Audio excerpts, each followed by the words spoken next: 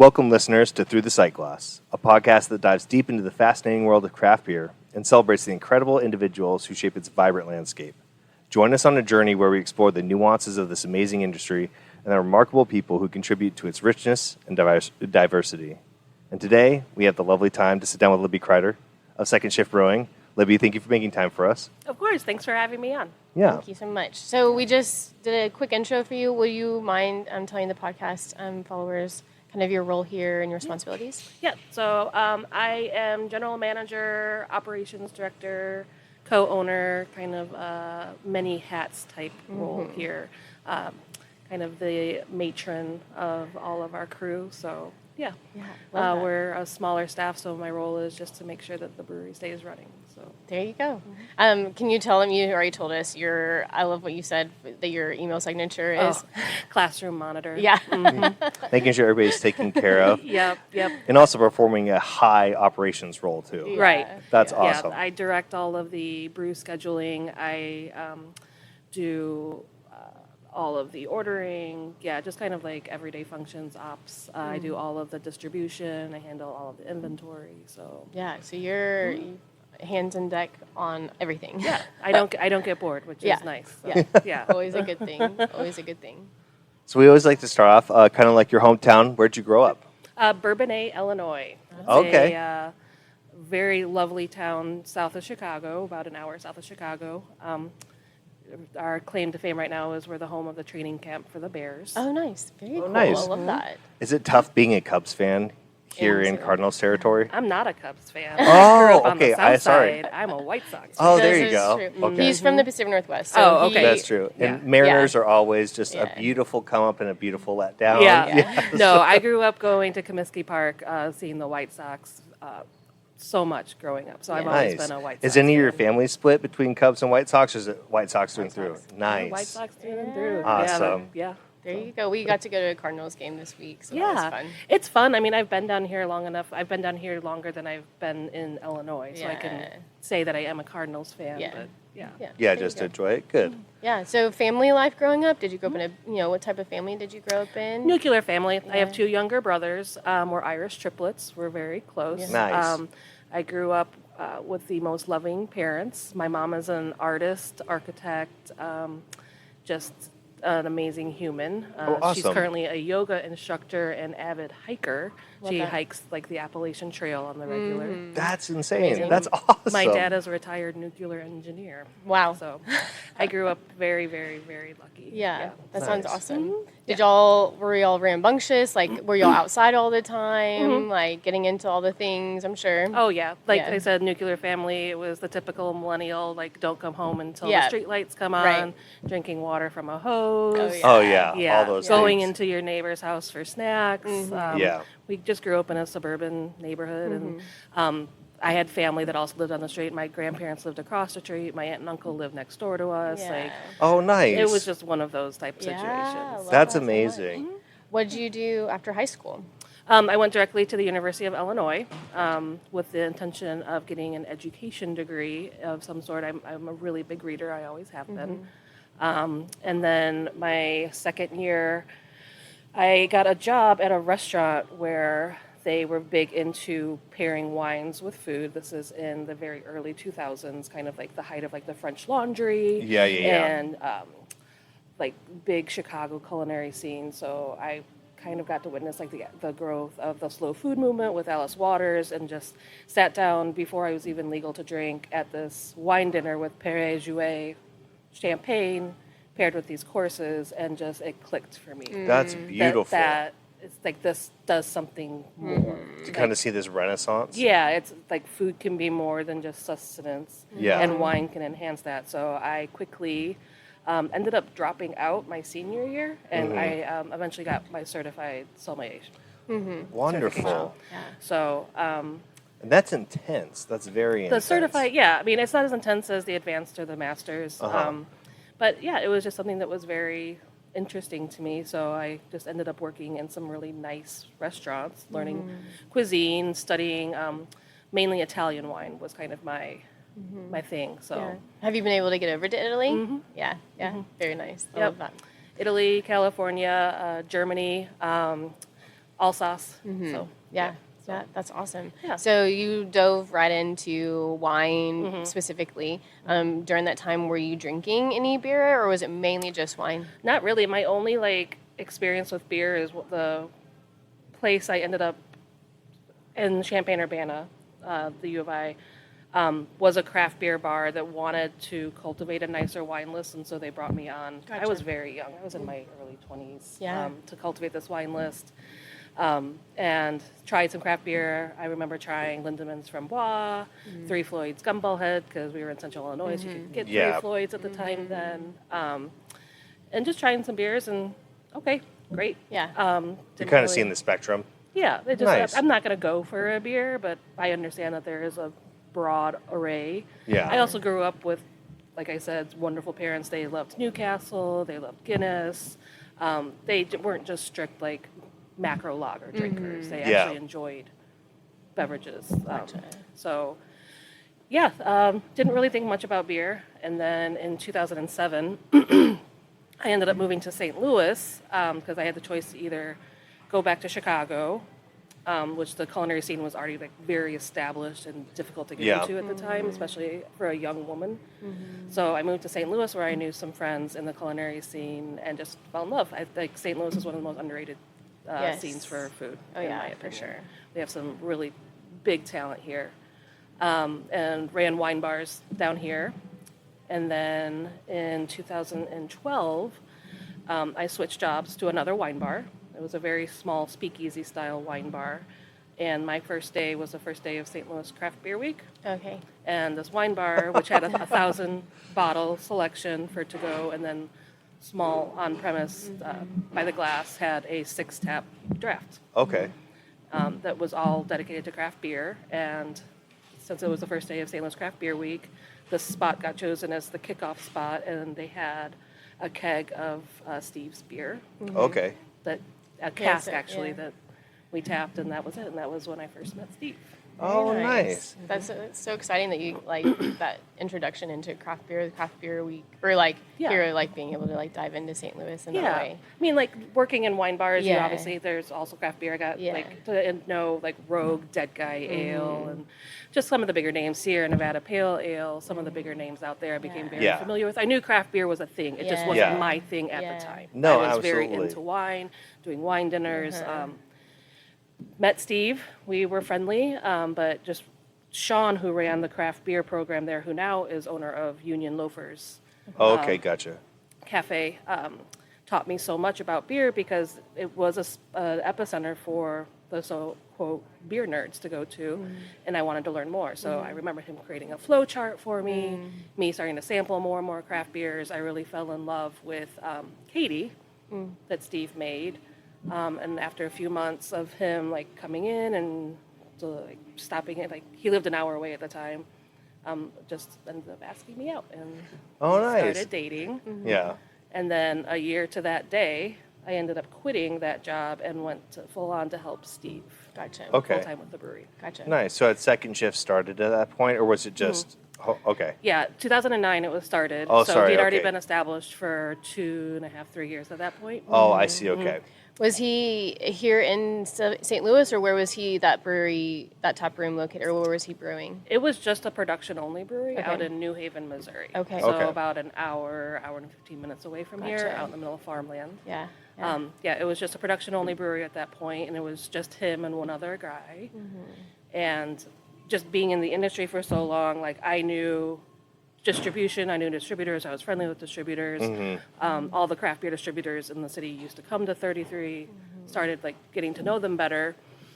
And once I started going out to help Steve more and more out at the old production brewery and talking just informally with the distributors across the bar when I was working, I understood quickly there was a disconnect between Steve offering up what he had available Yeah. to purchase and what the distributors knew he had available. There was no Right. communication there. Yeah. Steve was very focused on quality and didn't really understand that there needs to be some sort of like inventory spreadsheet, Yeah. whatever, some sort of communication piece. So I just started doing that. Yeah. So Yeah. you were essentially part of this keystone of people making good beer, but not really sometimes communicating it because they're so focused on this process. Right. And you're like, I know all the ins and outs and the people to talk to. Right. And also, I have a great reputation to do so. I just remember so clearly the moment I understood that. I was working behind the bar, and our old craft beer rep for our local distributor, who eventually came to work for us, Mike Sweeney, we had a bottle of what was then called Unicorn Killer.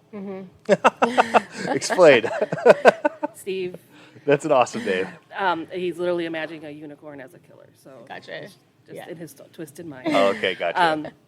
We were enjoying the bottle, and Mike was like, "Man, I wish he had more of this. We would buy it, and like I think people are asking for it." And I was like, "My man, I got 26 barrels and 40 cases sitting in the cooler Yeah. at second shift. Yeah. Like, do you want them?" And he was Yeah. like, "Yes, please. Next time you go, can you make a list of everything Steve has, and I will start placing orders more Oh, regularly." awesome. Wow. And so that just became my role. Is every Monday I would send him what we had. He would place an order, and then it started going from there. And we went from 300 barrels that year in 2012 to 1,100 barrels Wow. the next year. That's Just like insane. having that, and that's how I knew like So over 400% growth. I could do something well here. Although it was like, do you really want to work with your partner romantically and professionally? Everybody told us it would be an awful idea. It was an awful idea, but we make it work. Yeah. Our personalities in particular, we make it work. So. Yeah. We understand. Yeah. Yeah. Yeah. Professional working and living in small square spaces too. Yeah. So yeah. Yeah.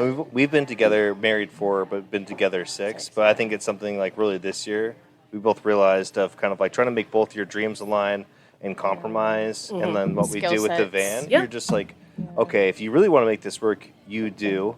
Otherwise, people just split up. Yeah. And so we literally just had conversations like that where it's like, no, we want to make this work both relationship wise and professionally. And so it's like, okay.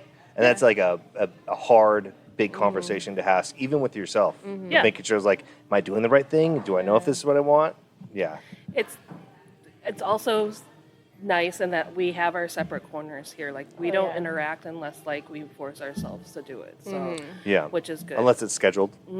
Pretty much. So there is a divide there. Yeah. So. Yeah. Good. Definitely. So to go back a little bit, how did he decide to start the brewery itself? Tell us a little bit more of that backstory of how the origin story of Second Shift. So Steve is. Oh, how do you describe Steve?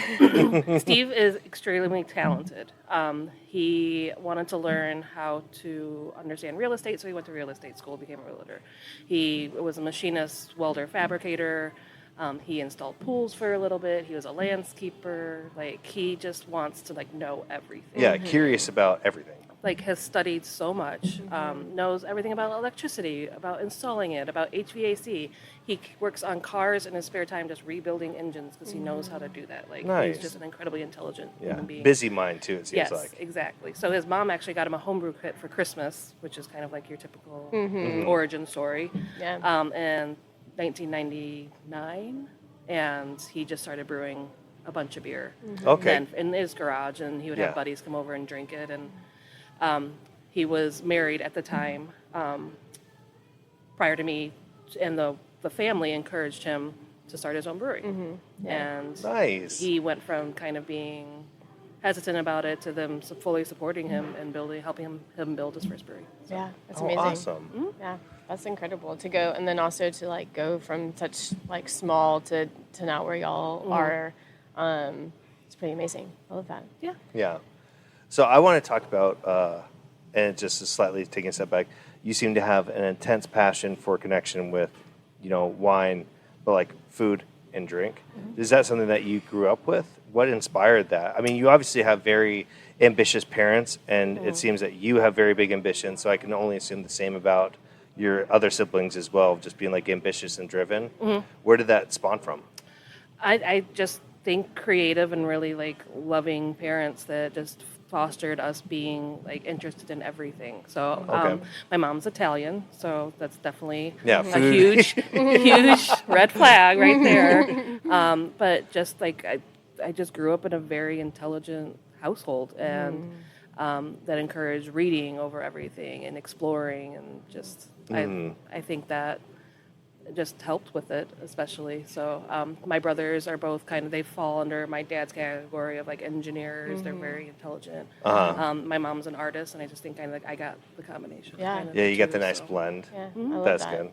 I definitely resonated a little bit with that too. My mom was a teacher, very crafty. My dad is a engineer, and then my brothers both engineer minded Yeah. and finance minded, and I'm more on the creative side. Yeah. I'm a Yeah. mom, so And I'm very much so just creative and emotional. yeah. But passion. yeah. High functioning. I always emotional I leader, use this yeah. phrase as like a good term. It's like if you're going to be dumb, you got to be tough. I'm really tough. It's like I don't think of myself as very smart, but it's like, oh, when I got into brewing, I was like, if I practice that 100 times, I can nail it down. And it's like cool, and that's how like my education grew, was just like learning tips of the trade. It wasn't so much the cuisine and the wine; it was more of the hospitality that came along with it. Like I Okay. am a 100% empath. Hospitality, like making people happy, is my jam. Yeah. To know that like you impacted somebody and made their day better than what it was, or impacted it in any way, shape, or form is really important to me. And so When you guys had like family gatherings and whatnot, again, it's not to bring up stereotypes, but I would assume Italians are very just like a bunch of people make everybody feel like family. Was that something that like you grew up around? Okay. Yeah, because Cool. you said you had family in the area too, so that makes sense. Yeah. Yep. No, so my mom came up from a family of 7 siblings and my dad from 6, and we grew up in the town where my mom's family was, so it was always very large family gatherings Nice. whenever we got together. So Nice. yeah. And food and drink is just going to be abundant in those times. That's Yeah. awesome. My Aunt Candy's specialty was Jello eggs. And that was all she brought My to every single mom makes one. Jello eggs too. Yeah. That's wild. Am I a thing? So explain. I won't say what I'm thinking. So guys, like but- my mom would make like caprese salad, Yeah. or my aunt would make like So what did baked I- ziti. yeah. But my aunt could only make Jello eggs. Okay. So it's just Jello in the shape of an egg. It's a mold. It's a mold. Okay, I was thinking of like some hard-boiled or like No, pickled egg that was Nope. in like a. Yeah. Okay. Literally like a cheap plastic mold that you just poured the Jello Okay. in, froze it, and then Oh, you that's had- awesome. And when she got really spicy, she made them 2-color. Oh, yeah. Yeah. Yeah. Okay. Yeah. Very cool. My mom made those at Easter. Yep. Yeah. I She loved. make I them still Jello. remember those. Yeah. That was my favorite part about like holiday gatherings. Yeah, Yeah. those Jello eggs. I love that. I've never heard of anyone else doing it, so Yeah. it's amazing. Yeah. Yep. It's nice to create those memories of that environment too. Yeah. That Yeah. atmosphere definitely feels here. Like when we came in here the first time, literally like And we were a like, week and a everyone's half ago. so friendly. Like everyone was, all the bartenders, like Yeah. all the staff. The kitchen guy came out and gave us a Kyle. shirt. Yeah. Kyle, which It that was so awesome. nice. Are we from out of town? But yeah, I was like, this seems very comfortable, and everybody, there's people doing meetings. They'd come up and talk to us, Yeah. and so that definitely like pours into Second Shift. Yeah. Which, how did the name Second Shift? How did that spawn or come about? Steve, he was a machinist welder fabricator at the time that he started Second Shift, and was always I'll just brew beer as my second shift, and then Okay, second nice. shift quickly became Second first, shift. second, and third. Yeah. Yeah. So, Then full time. Then Yeah, all time. Yeah, exactly. So it came from that, not knowing that like by doing it as the number 2 ND second shift, we're always listed first on any program. Yeah. Oh, Which nice. seemed like secretly brilliant to me. Then to find out he did it unintentionally was just like, okay, cool. Yeah, Yeah. easier than writing out Yeah. second. Creative genius with no thought Yeah, process behind exactly. it. Yeah, I love that's that right. so much. When you had the yellow pages too, if you could start in the A's, but any Yeah, number and numbers. anything started before that. Yeah. Yep. Yeah. Very, very smart. Very smart. So y'all were in New Haven. New Haven, Missouri. Yes. Gotcha. So what took y'all from New Haven to coming into St. Louis? We wanted our own tasting room. We were Gotcha. just production only, and at that time it was just Steve and I. We were engaged at that point, and it was still with the prior wife's family's property that we were at. They were very welcoming. It was a very blended family type situation. Gotcha. But, we had been talking about moving and getting our own tasting room for a while. We weren't sure if that would be St. Louis, somewhere out there still. And then we found out I was pregnant. A couple months before our wedding, and we decided that we wanted to bring up of our family in the city. Okay. We wanted a more cultural aspect where we could walk to the zoo, to the art museum, to the history museum. There's just so much in just a small area here. Yeah, have so much access. We wanted to Yeah. to bring a family up with like the Awesome. botanical gardens and Yeah. stuff like that. So It's beautiful there, yeah, yeah. we looked and looked and looked and found this space. Yeah, we got married in 15, had Anna in 16, and then when we found out I was pregnant with my son in 2016, that's when we were like, we really need to make a decision. Okay, so gotcha. we looked and looked and looked and found this spot Gotcha. and fell in love with it. It was really convenient, and also with me being pregnant and having a 9-month-old at home, it offered the opportunity for us to be able to stay very close with this building in front that we're not technically supposed to live in. Gotcha. No, Yeah. Well, that makes it nice too, because if something happens and you're at home dealing with things, he's able to come over. It's not just like being left alone. That's awesome. So, being the handyman that he is, he installed 2 bathrooms. We have bedroom. It's like a 3,000 square foot, lovely home. You would never be able to see from the outside. We put a kitchen in.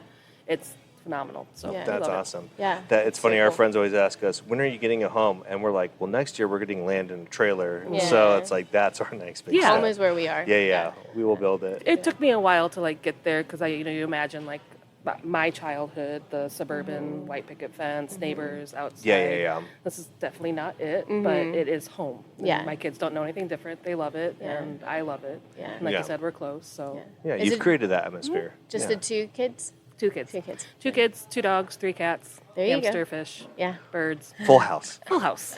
Full house. Yeah. Yeah. Love that so much. It's amazing. Yep. So what was some of the vision whenever y'all first found this space? Like, what were y'all envisioning of what y'all wanted to create here? Hang out in your garage. Yeah. Yeah, some of my favorite memories growing up is going out to whoever's house, particularly ours, garage, and everybody's hanging out playing euchre or cribbage or poker. Just the comfort level of being able to like be open enough and airy enough to feel like not crammed, but also just welcoming. Like you can move from table to table and be hanging out in somebody's garage. Yeah, for sure. We brought our cats in. We love y'all's brewery cat here, and you told us a little bit about the story behind the cats in here. And so it was, I mean, we've never been able to bring our cats inside of a brewery before, so that was really exciting for us to be able to like feel welcome, that we could hang out and not cause a ruckus or anything like that. So I mean, we have traveled quite a lot, and it is just in other countries, it's just so welcoming for children and pet wise. It's just a different atmosphere, and we were kind of hoping to translate that. Like, as long as you're a responsible parent or pet owner, why shouldn't they be welcome with you? Like, Absolutely. it's adapted in almost every other country but ours. So, that's important. Like, we're not just a place to go to get drunk. We're a place to go to experience things. And that was really important that you get to do it with the people or animals that matter most to you. Yeah.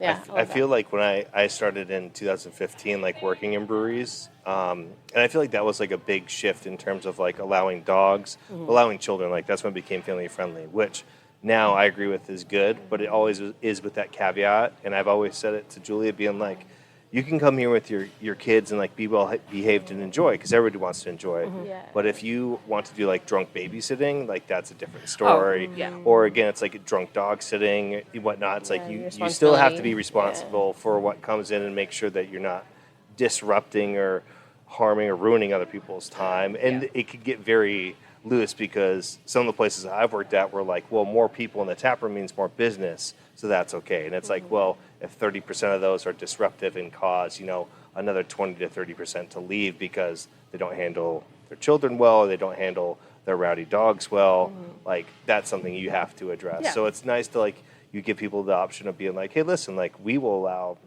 be as responsible as you know how to be. Like treat it like your own home. Yeah. That's probably the best way to put it. And we have a fantastic crew here that we all understand that, like, we are not here to parent your children. Like, if they're running around, they create a hazard for somebody else. That's a liability for us, so please keep them near to us. And they say it in the kindest of terms, but like, hey, do you mind keeping your kids closer to you if we have some rambunctious dogs? We've gotten to the point where it's just been so commonplace for us here that people just know. Gotcha, Like, yeah, if their dogs are getting rambunctious, they remove the animal. Oh, that's nice. People have that awareness. Good. Yeah, we just have that general sense about it, just from like being so open to it for so long now. that Yeah. It's just kind of like an understood. Yeah. You guys seem to also have good transparency with communication, which I think is also super successful and beneficial in a business. Oh, yeah. I mean, working in hospitality and having information used against you as a weapon was like some of the lowest points in my life. Like, all I wanted to understand was how to do more and do better, and to feel like there was some sort of like weird like balance of power. I never wanted to create that here. Yeah. So like it's all about open communication. Like I'm very big with my staff. Like if you're having an off day, like you're leaving, you're getting paid, you're leaving. Like like you're Like, go not- take care of yourself. You're not doing yourself any benefits by thinking that you're obligated to me for any reason. So please take care of your stuff. And in doing that, we've created a culture of like safety and community here. Yeah. So. And that's awesome leadership. Yeah. More of that needs to happen. Yeah. Yeah. For sure. I think a lot of us have felt, I mean, because We we're all both- in the we've- industry. yeah, we both. Especially we've after been in the COVID, so many industry, people got burnt yeah. out and just never come back. And some of Yeah. those people, like, I miss. I'm like, you guys were sparkling, shining stars. Yeah. And just the, you know, the things that people weren't doing like you are doing, just really, like, tarnish them. They're like, I never want to come work because it's just going to be the same for everybody. Yeah. I never want to step back in here. And it's like, that stinks. Yeah. That stinks. My philosophy would never work in a corporate setting. Yeah. Yeah. I would fail and I would be in a ball in the corner crying my eyes out. But it works here, being open. My staff, like, trust me because I'm open and honest with them about how I'm feeling. So they in turn are open and honest with me, and it works here. Yeah. Nice. I love that. We do, like, we can tell when we go into different places, different establishments, you know, you can normally tell from the atmosphere of the workers kind of what the management's like as well. So it's very telling. Yeah. So we loved it. We loved coming in here. We had such great conversations up at the bar Awesome. and everything. So yeah, Yeah. for That's sure. great to hear. Yeah, Yeah. definitely. What was the community like when y'all first came here? Was it, because there is some neighborhoods close by. So what did that look like when y'all first opened? So when we announced we were moving to St. Louis, the Cardinals were in the playoffs, and we trended over the Cardinals on Twitter. That's awesome. And just local news. Local news. Yeah. Which That's still a was huge kind of, feat. That was kind of like mind blowing. Yeah. I mean, for that like 1 minute that we were like big news. Yeah. And then the alderperson for our neighborhood, The Hill, worked with us, bent over backwards to make sure that like any liquor license that may have prohibited us from doing like to-go beer sales, The Hill's very tight on that, were waived for us. Gotcha. We have families that walk here. We know the names of their dogs, their kids. We know their houses. Oh. We trick or treat in the neighborhood. Tight-knit community. Yeah, so we trick or treat. We bring beer. People look forward to us every year because they give our kids candy and we give them a 4-pack of lager. Like, Yeah. That's awesome. yeah, so Yeah. the community has been incredibly embracing, and that's another like staple. You'll see it in all of our bios. Like we're community oriented. Like Right. if there is something that somebody needs a fundraiser for, like I'm doing it. Yeah. So, Yeah. That's So you all awesome. do a lot of fundraisers for the community around, and okay. yeah, so like we've had a lot of flooding here the past few years, so we do donation drives. We do school supply drives. We do drives for pets. Yeah, you cool. give us a reason to do a Yeah. drive. We're gonna Yeah. do it. You're like, People "Drive." love drinking for a cause. Yeah. Exactly. Yeah. People love drinking Exactly. for a Like, cause. you're not drinking because you're derelict. You're drinking to help people. out. Yeah, Absolutely. Exactly. Good exactly. and good. Yeah. Yeah. With that, do y'all do a lot of events? Like, do y'all do anything in here, like trivia nights or? Yeah. Yeah. We do at least once a month general trivia. We do bingo. We host chess at the brewery every month or so. Like we've done drives for ALS, which was something that Steve's mother unfortunately passed away from. Oh, gotcha. We've done drives for multiple sclerosis. Like next month we're doing a bunch of events for Mental Health Week. Nice. So That's awesome. That's something we do talk about Yeah. in the podcast too, of mental health and the brewery industry itself. And it seems like from what you've told us about you and your staff and the team here at Second Shift, it seems like mental health is probably on y'all's radar quite Oh. frequently. Seems like you keep it very prominent. Yeah, I mean, as somebody that has anxiety, high functioning anxiety and depression, it is really important because like a lot of the culture doesn't talk about it, and especially when it comes to drinking, it's so complicated. Right. Yeah. Like, some people are raised to just not talk about their feelings, so they use alcohol as a weapon or as a drug to kind of mute that. So Yeah. it is important here to like make sure that we're all aware. No, mental health is just important to me to feel open about your feelings. I am a very emotional person. I will cry at the drop of a hat. And didn't really understand growing up like why a lot of like older generations like didn't encourage that or didn't try to understand. And just having a really great group of women friends now and a really good therapist, like, made me understand that it is okay. Like, this is what we're working through. So it's okay to feel that way. Yeah. Like, but why? Yeah. Talk about it. It is interesting. I mean, we talk about it a lot because we do therapy, been through a lot of mental health stuff, but also from what we've noticed in both of our industries and stuff, is just there is a whole lot of, expectations that our community clearly people basically just get drugged down and ragged on, and then when you do something good, it's not even like a, hey, good job. There's no like reward for it. And then what you saw your parents going through back where it's like societal norms and culture. I mean, my mom and dad, both who I love, but like they never really talked about their feelings that much. It was just kind of like you deal with it yourself. Like that's private. You don't bother other people. And I think it almost like just got to an odd breaking point passed down through your kids where it's like, we're not going to do that anymore. It's obviously not working because as your parents get older, you start to see these things like almost like busting out at the seams. And it's like, oh, that's just from, years and years and years of emotional repression or like not talking about the things that bothered you. And now it just gets projected out to your children or to us. Well, and we just talk about like going, like you would go if you needed help with anything else, you would go to somebody to get help with it. And so it's not that Very true. It's taking away that stigma of like something's wrong with you. It's like, no, you're getting help in an area that you don't know about, and that's okay. Like you're seeking out help. Yeah, you're figuring out and problem solving. Yeah. Well, I mean, and also as a fellow industry worker who's not a straight white man, like it's doubly effective to help talk about your feelings because there's so many times like I get introduced as Steve's wife and it's just yes, I'm proud of that, but I'm also like when you're introducing me in a business setting, like this is my heart and soul too. Like No, yeah. Like- you have just as much in this as he does. right. So like working to try and prove yourself, working twice as hard just to kind of prove that you work here, that you belong here, is so taxing So on your taxing. mental health. It's exhausting. For Just sure. to like fight for a place at the table. And I have been incredibly lucky and supported by just all the humans in my life in this position to like basically to ensure me that I belong here. Yeah. Because I mean, there was a lot when I first started that I don't think that I'm doing things right. Right. Yeah. No, for sure. There's definitely a bunch of old, dogma and like old guard sort of going on, especially with ownership and like sales. I know it was really prominent for people being like, oh, like a woman that works in the brewery, you must be like a sales rep. You must not know much about beer. And like taking that, it's a shame that it took so long to break. And It's still not. And it's still not not even yet. fully there yet. It just is now.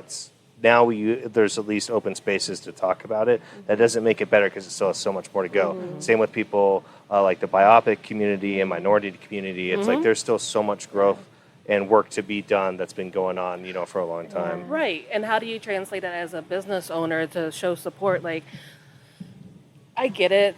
You put up a rainbow flag once a month or once a year for a month to show that your support. Like, what are you doing the other 11 months? Like, No, yeah, they just do it for sales at that wouldn't point. it be more beneficial to not do it that month and then to just Always. support? Yeah, always support. Yeah, like it's very easy to support them Yeah. more than just 1 month. Right. Yeah. Like, for sure. That's big with us is supporting. We have the MEMTUG, the Metro Trans Umbrella group here that we're frequently like the receiving end of our fundraisers, donations. Just support. Don't try to be loud and vocal that you're supporting. Just fucking do it. Yeah. Yeah. We've talked about this a little bit where it's like people get so used to like posting their good deeds on social media to show it's like a good person. And we've always kind of talked about it's like if you're doing something good, you don't need to have it be noticed or be shouted out all the time. Right. Because all the best people, I feel like they just do it continuously throughout the years. And when somebody gets recognized like, oh, so-and-so's been doing this for 15 years, like, let's give them some flowers. Like, that's how it should be done. Yeah. You shouldn't be like incentivized to do something good to post it online. Instead of shouting it that you're an ally, Yeah. donate to those safe connection shelters. Donate to the shelters, to the call lines, the hotlines, the suicide prevention. Yeah. Put your focus there. Volunteer there. Become a place where people can come if they're seeking any sort of shelter. Like, just make yourself available in those those aspects. Yeah. So, and just like never stop trying to understand and help and learn. Yeah, I think just having the openness, like that community and the communication, and I'm sure like here the staff, I feel like is such a great avenue for that too. Yeah. So you're talking to the people, so you'll hear what's going on in the community and whatnot, and being able to continue to be a support and a safe place for people to come, I think is so awesome. You never know what somebody's backstory is, so treat everybody that comes in here the same. Yeah. It doesn't matter the color of their skin. If they're wearing a dress and have a beard, it does not matter. It absolutely doesn't matter if they look homeless. It doesn't matter if they look like they have $1 million. It does not matter. Yeah. Everybody belongs here, and treat them all the same. And like that's the community we've cultivated here that I'm most proud of. So. Yeah, that's awesome. And it definitely shows you guys are advocates and leaders. I would definitely agree with that. Yeah. And I've definitely come off production shifts looking way gnarlier than some of the homeless people out here. Same. For sure. For sure. You don't want to see a picture of me first thing in the morning. It's not pretty at all. Yeah. Oh man, that's amazing. To kind of shift a little bit, we love talking about mental health and just the community-based stuff, but shifting a little bit back to the beer. So I wanted to kind of hear strategic, how y'all do, what types of beer y'all are making. Yeah. Sorry, I'm trying to get out the words. No, you're all good. You're totally good. Yeah, no, I get this question a lot.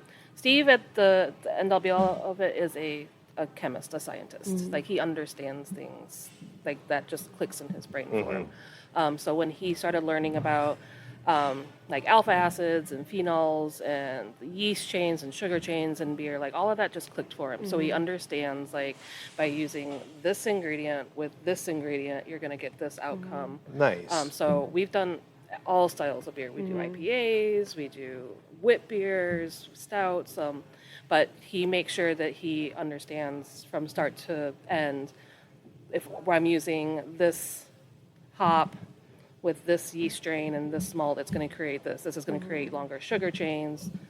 That's all. Yeah. I don't understand any of it. You explained it really well. Well, you did a really good job. I just am parroting what he's told me. Yeah. I don't understand any of that, but that I'm thankful is his expertise. So You'll go into it as thinking like y'all obviously probably have a few beers that we've seen like on the grocery store shelves. So there's stuff from distribution that you're having to do, and then outside of that, is it just kind of whatever y'all are in the wanting to try something new or different? Yeah, it's kind of a weird time. We used to do a lot more like one-off for specialty releases pre-COVID, but past that, it's such a fight for shelf space because once COVID hit, everybody started packaging and fighting for shelf space.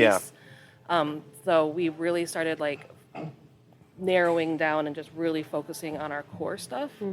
But it's been really fun to be like, we have a beer called Little Big Hop, which we started making 8 years ago. And it started out as a prank.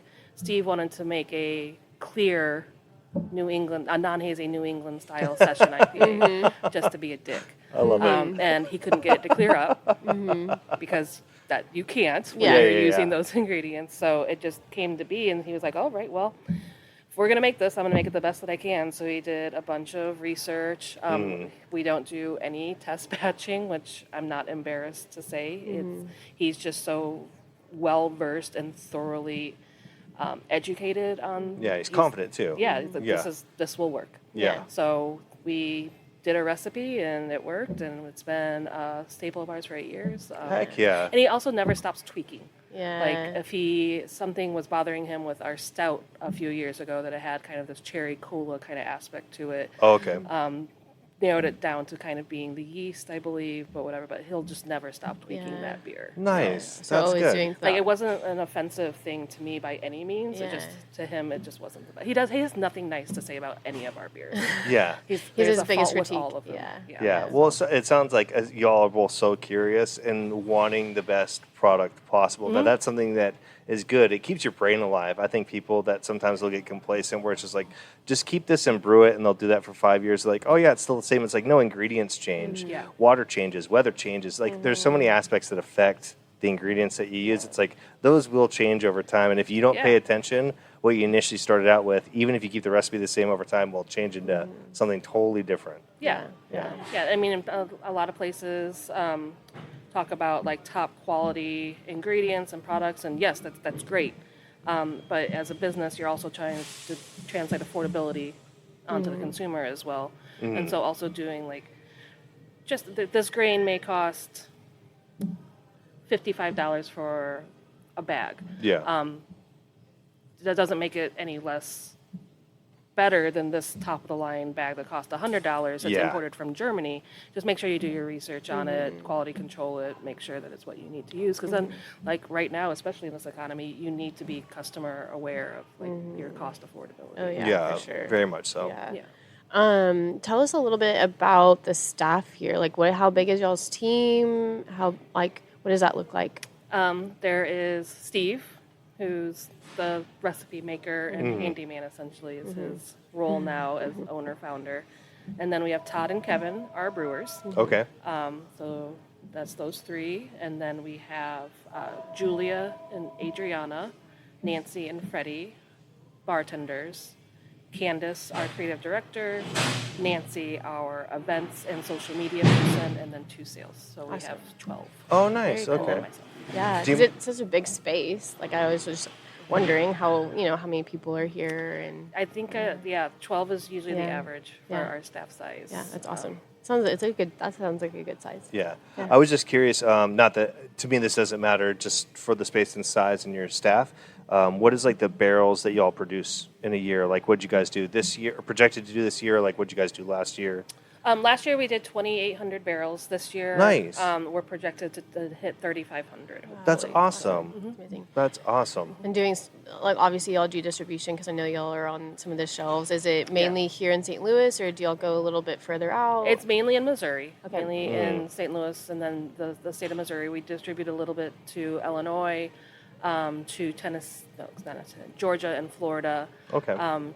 We were struggling for a while to keep up, just because we grew so quickly in our own market, which was great. Uh-huh. But now we do need to, where our comfort, what we've determined what our comfort line would be is 5,000 barrels. Yeah. So after spending the last 4 years just trying to survive, Yeah.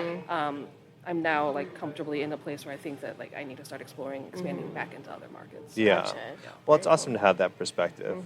And know where you're at and where you want to go in your limits, because I think sometimes people get ahead of themselves. And, Yeah. Yeah. Yeah. Yeah, I think that's what COVID did for a lot of breweries. Honestly, is almost like this weird Darwinism that happened, where a lot of breweries that like projected and like gambled their debt of like, oh, this is going to continue, and then COVID happened, and then demographic shift, and Yeah. everything shut down for 4 years. It showed the people that weren't solid in their hometown, in their home place, didn't have like good support there. Saw that with Modern Times, big names like Lagunitas and Stone, where they had all these satellite tap rooms, and they all shrunk back to now Oh. just like their main places where it's like, oh Yeah. shoot. Yeah. We couldn't support that. Everything's hyper local. Yeah. Everything. I mean, we got dropped from 3 or 4 outside markets, which deservedly so. They just decided to start focusing hyper local because that's what people were wanting. Yeah. At the time, Yeah. that is what people want at the time. Yeah. Like some of the bigger names in craft beer that have come to St. Louis, I mean, it's a difficult market for them. Like St. Yeah. Louis is very, very loyal to their local craft beer. Yeah. Nice. Yeah, we got Anheuser-Busch and we got craft beer. Craft beer. Yeah. That's, yeah.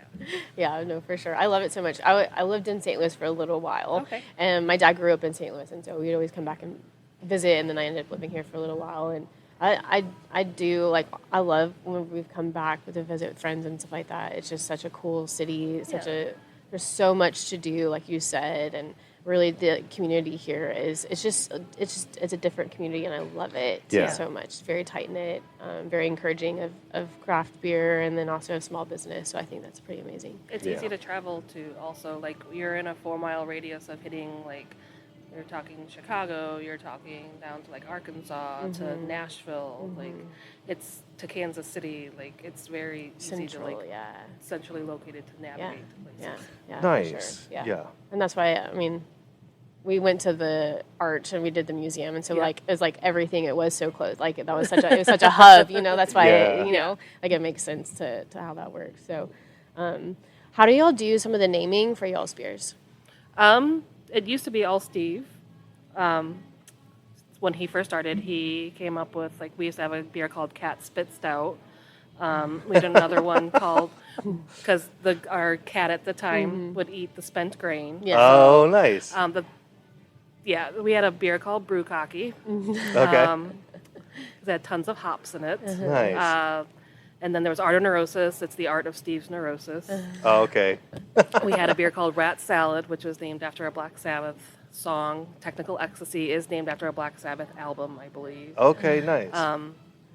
They all just kind of have quirk. We've since as we grow, like it was easier to have those silly names when you're little, Right. Because you Yeah. can explain them to people. Yeah, like but at now, the bar and whatnot. Yeah. Now when we're a bigger one, we ended up changing Cat Spit Stout. It's now called Monte Carlo Milk Stout. Gotcha. And then Brewcocky became 2 trains. Okay. We have two sets trains. of train tracks here. And, it's also not like the greatest beer name. Yeah. No, yeah. Well, yeah. 'Cause on But the- you still have fun with it. Yeah. yeah, you still have fun with it. It was just because it was just loads of hops in your face. Is what Steve was trying to like have fun with. 100%. And like just as you grow, like you find that it's not appropriate in some settings. No, yeah. Yeah. It's But- okay. At least there was a brewery that closed in Oregon last year called 2-Bit Hooker Brewing, and I was like, how did that ever get started? You found the town that it was in. It's like, Yeah. oh, this is a town of probably like 2,000 people. Yeah. Makes sense. Yeah. So you can, no. So it's just it started as Steve, and then kind of became a collaborative effort, and then in 2021 we hired this fabulous lady walking in through the door right now, Candace, and I'm going to brag about her a little bit. Yep. Candace is our creative director. She's responsible for our label rebrand, Oh, nice. and also for some of the names that are starting to come out with some of our newer beers. Yeah. I was about to say that's one thing we always have an eye on is like Camera. branding and marketing. I worked in a bottle shop for a little bit called Belmont Station in Portland, and we have 2,000-3,000 bottles in there, and it's really wild to see when you have like literally like 18 cooler bowls full of cans. Your eyes can easily pick out the labels and Yeah. brands that are like really nicely done. That's where you go to first, and we're just like, Yeah. it's super easy to spot, Yeah. to see, and it draws you in. It's like, She's perfect. an incredible human. I not only get to call her one of my best friends, but she's a veteran. She was in the Navy. She was an air traffic controller in the Navy for 3 tours. Oh, damn. She Thank you, Candace. Worked at Marvel in San Diego. So if you go to like a big store, I'm talking about you. If you go to a bigger like box store and you see a piece of clothing that has Marvel on it, she designed that. Oh wow. Damn. She's just an incredible human being. So how did y'all get connected, or how did y'all meet? She moved back here and had a job at a company that we used to order like paper stuff from, like flyers and Okay. posters and stuff. She moved back to be closer to family and got that job temporarily, and then COVID hit. And we were in search for a creative director, and a very good friend of mine is the creative director for Logboat Brewing in Okay. Columbia, and worked with Candace at that shop. Oh, okay, and gotcha. Introduced the two of us together. Oh, That's nice. awesome. Very cool. Love that. Love I was that very connection. scared of her when I first met her. She's tiny and terrifying, but she's Okay. wonderful. So. Yeah. She makes your presence known. Yeah. So a big force behind the name. A lot of the names of the beers came from just her personal artwork. Oh, So okay. we would go through and look at her personal artwork and be like, she has her own artist page because she's a very talented artist as well. Okay. So like the Dissatisfied came from that. Okay. Oh, Dead and nice. Alive, our black IPA that we produce seasonally, is named after that. Intense Feelings. That's Gotcha. all Candace. Nice. So, Do you mind? Can we plug her Instagram really quick, or her page? yeah. It's Awesome. Candace_creates. Okay, Candace_creates, and we'll tag that in our Yep. our post. Like she did this one Firefly, which I ended up getting tattooed on myself. Oh, no, wonderful. Yeah, those are all her like original artworks that we just turned into Yeah. beer labels. That's I love awesome. that. Yeah, it's always cool to hear how different breweries have like who does the artwork for their cans or different things like that, and it's always unique and very cool. I like to hear the story behind that's such a creative process. I feel like, and to connect it to a beer and a flavor and everything. It's just I always love hearing the stories of Yeah. how those Yeah. all those it's so many things that have to come together to just have this one can of beer with Yeah, artwork and exactly. a name and everything. So it's Like Art of Neurosis is a complex multi IPA. Firefly is a very light, bright golden ale. Yeah. Like making sure Technical Ecstasy is a very hard technical beer to make, but a very simple lager. Yeah. Ecstasy. Like making sure that the name fits Yeah. the brand and what all goes into that the artwork reflects that. yeah. Yeah. It's amazing, I'm sure, to have gone from where y'all were in New Haven to now this. Like, did y'all have that as like a goal that y'all wanted to eventually grow to be this size? Did y'all even think that was possible or that we all wanted? I have no idea. Like, I want to say yes. All I know is that like my husband loved starting this place. We loved coming here. We loved living here. It was just our passion. Yeah. And so I think that helped translate that into growing as big as we have. I think we've Yeah. since grown up and realized, like, okay, like we're big kids. This is an actual business. Like, Yeah, things mature. if we want to get comfortable, like 5,000 barrels is where we want to be. But no, I think it just happened very organically that like we just tried to do the best that we could and have fun and make people beer. loved it. Yeah. So. Yeah. Yeah. Just manifested it. Yeah. Yeah. I love that so much. Where do y'all get some of y'all's ingredients? Do y'all try to source stuff pretty locally? Is that something y'all do, or is it just depending on what the beer needs? It depends on what the beer needs, and to be completely honest, no, we don't source locally. There isn't really, the closest maltster to us is over 4 hours away. Gotcha. There's not really anybody local to. We use a local company called Bono, who started out as a bakery distributor. Okay. They started getting into ingredients for brewing. The malt Smart and for this everything. area. Yeah. Yeah. So that's a local company that we Okay. use, and we will outsource certain ingredients from like bigger companies that are imported from like Germany or Yeah. the UK or whatever. Yeah. Gotcha. Yeah. Most of our malt comes from Wisconsin. Gotcha. Oh, okay. Yeah, Good. makes Yeah. sense. No. Yeah, I just didn't know. I don't know the area for. I know there's a lot of corn around here. That's all I know. Yeah. But so Yeah. I just didn't know what the area could produce. So Yeah. good to I know. wish we could say yes, but again, like Yeah. cost prohibitive and just ingredient wise, like Yeah. we no. Yeah, no, it's that balance with sustainability. for I mean, sure. I think there's some people, and especially in the Northwest, I would say it's far more popular because we have far larger access to a lot of like craft maltsters. Yeah. But that's like sometimes that's the people that's the hill they will die on, is they are very focused of like everything is like locally sourced and whatnot. But if you can only do that if you're in the area. No, yeah. Yeah. So that makes It's like specific to your region. And it's also specific to your business size, because also those people, it's like those people are the brewer, the bartender that opens and closes, the sales rep. So, Right. you know, Yeah. it just is to each their own of how their business feels and how they Yeah. want to do it. I mean, hops don't really grow well in Missouri, and the Yeah. ones that do are not the best, Yeah. unfortunately. So, like sourcing those from Yakima Hop Chief. Right. And Yeah, exactly. Like the hot markets.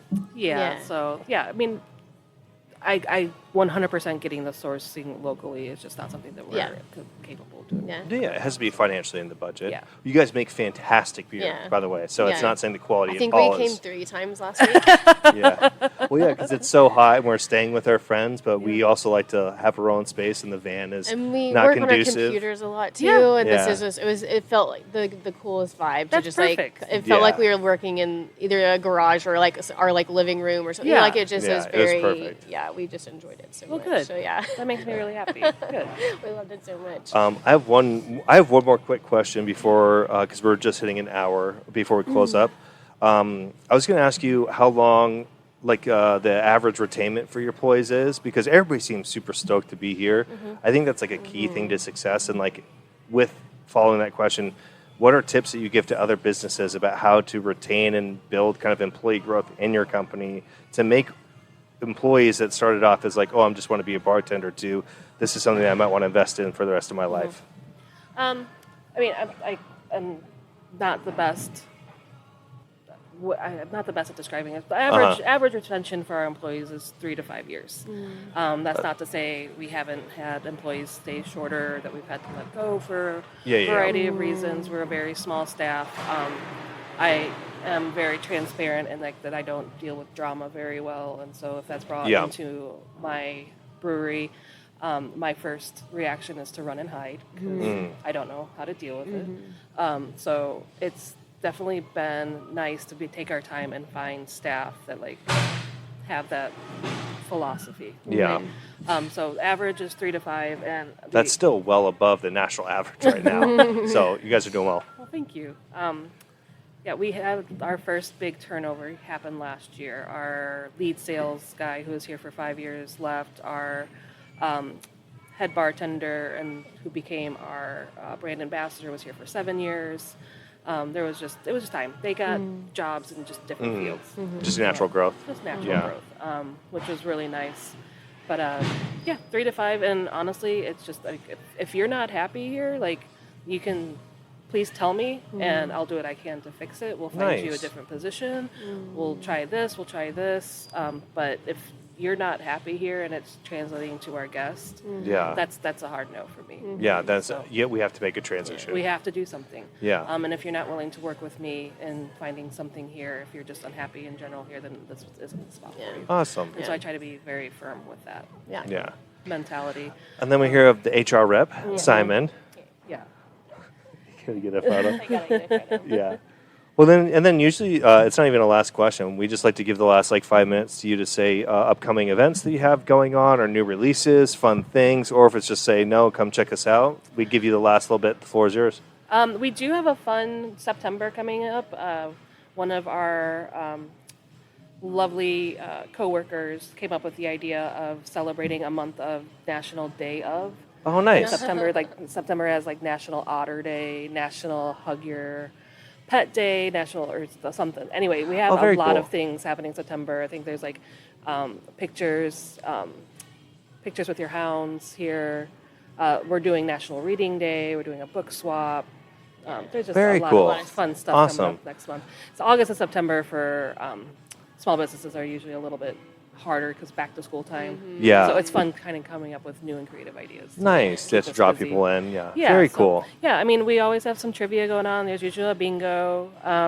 But yeah, please come and just check us out. Awesome. Yeah, it's Yeah, very we'll, much we'll definitely appreciated. put this in a story today or the next few days Yeah. to set this Yeah, up. we for always do a success. tease of a new Upcoming podcast podcast. because we are. I think I told you we're about 6 weeks out Yeah. for posting, and so sometimes we don't miss some of the fun stuff. So We'll we make always sure try to people know. post as- No, I love that you Yeah. guys are diligent enough to take the time to do and edit it correctly. Because there's been several that I've been on. It's been oh, it's the next day. Okay. Oh, Oh, yeah. yeah, and we just have so many. We've been able to do so many. I think that is Good. also the fortunate Yeah, thing. So yeah, we just came from Oklahoma. We did 5 in Oklahoma.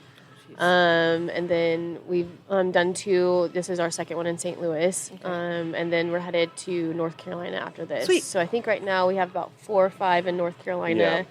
Yeah. And then for the rest of the year, we'll be heading northeast. We'll be up in Vermont, Nice. Maine, New Hampshire, up To all the there. colder places. Yeah. We are. Maine's fun. We just did a beer fest there. Oh, nice. A couple years ago, Women in Brewing. I loved Portland. Yeah, right. we Yeah. like Portland Portland's a lot awesome. too. Yeah. Yeah, for sure. Portland's awesome. So we'll be spending the rest of the year there and then making our way back across the U.S. Nice. Back to the Pacific Northwest after that. So Yeah. yeah, just really excited to meet all the cool people. Again, that's our whole thing is we want Just sharing stories. sharing the stories and all the cool places and the cool people that are doing awesome things and sharing their stories. So thank you so much for taking the time to talk with us. Yeah, we appreciate Thanks it so for much, being Libby. interested in doing this. Yes. I Oh, no. appreciate it. Love it That's so a whole much. brewery, Coming in so- here, we could not not. Yeah, do we were this. like, oh, we need to see if they can do a podcast. We're It leaving literally in a happened week. that day. Yeah. We were there at the bar, and they were like, the bartender was like, you should just, and I had, they were like, you just message them, and I was like, I thought I had Instagrammed you guys, I hadn't, and literally that, an Yeah. hour later, Nancy was like, yeah, absolutely, let's set a date up, Awesome. and I was like, Yeah, it was perfect. that's rad. We were so excited. We went Yeah. back to our friends and we were like, we got another podcast. I love that. Yeah. Well, if you guys need any help being introduced to anybody for it, Thank you please so by all much. means reach out. One of the best parts of this job is I've made so many friends in this industry across the world. Yeah, the community is Yeah. so great. Yeah, Yeah, for so, sure. yeah. Well, thank you so much. Thank you so Of much, course, Libby. thank you. Cheers, friends. Are you next?